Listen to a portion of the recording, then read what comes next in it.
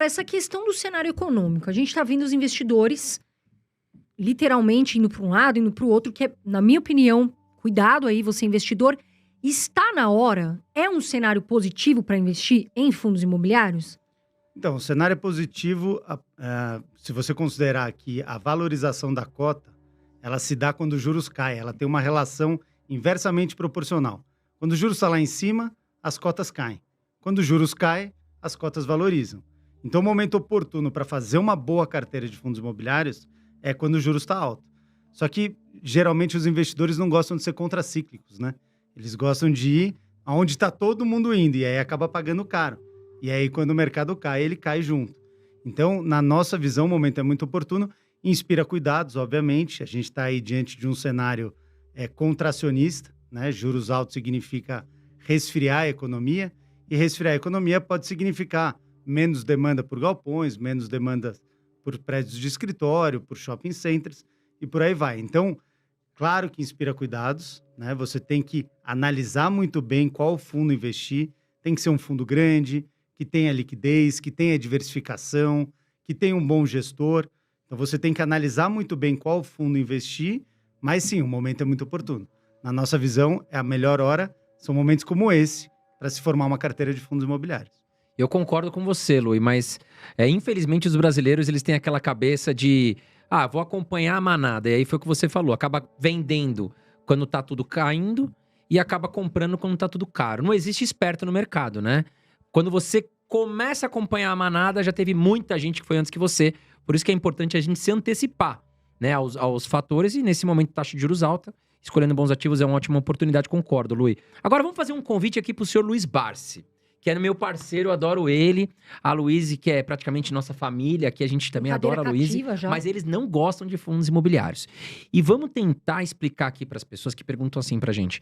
Mas eu tô investindo em ações. Por que eu devo investir em fundos imobiliários? Quais vantagens que você vê, Lui, dos fundos imobiliários frente às ações? Bom, primeiro, a simplicidade, né? Para você investir numa empresa, para você compreender aquela empresa, é muito mais sofisticado. Envolve pessoas, envolve marca, envolve patentes, envolve produto, muitas vezes envolve fabricação. Então, olha a quantidade de variáveis que você tem para analisar uma empresa.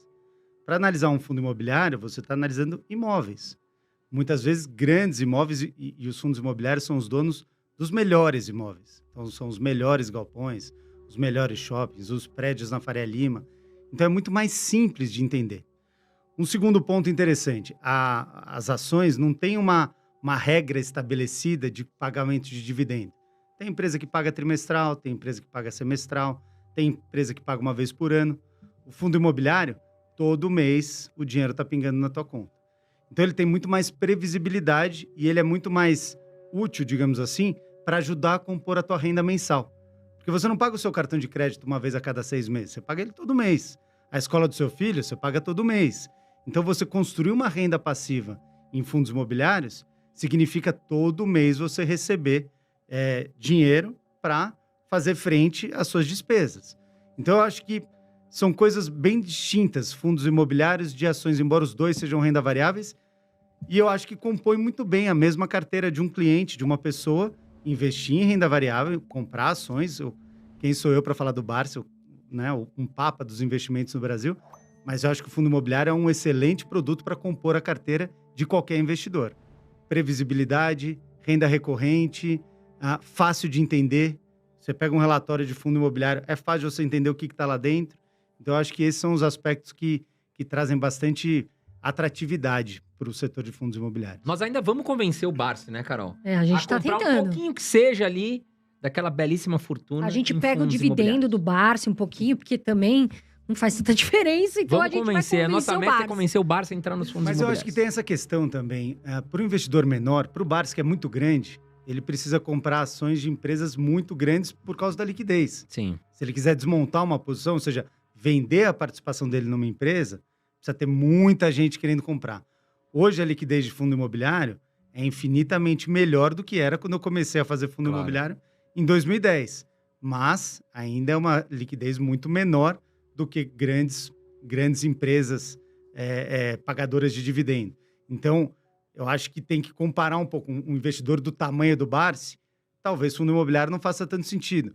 Mas para um investidor, pessoa física, individual, que está lá montando uma carteira, fundo imobiliário é algo muito simples de entender e muito atrativo, sim, na minha visão. Luiz, e a questão de brasileiros, né, que sempre, historicamente, sempre gostaram de investir em imóveis? E até amigos meus falaram assim, putz, cara, investi em fundos imobiliários, mas as cotas caíram e vou voltar a comprar imóvel, porque eu tô vendo imóvel ali, é parede e tal. O que você tem a dizer para essas pessoas que têm receio de, às vezes, vender os imóveis e migrar para fundos imobiliários?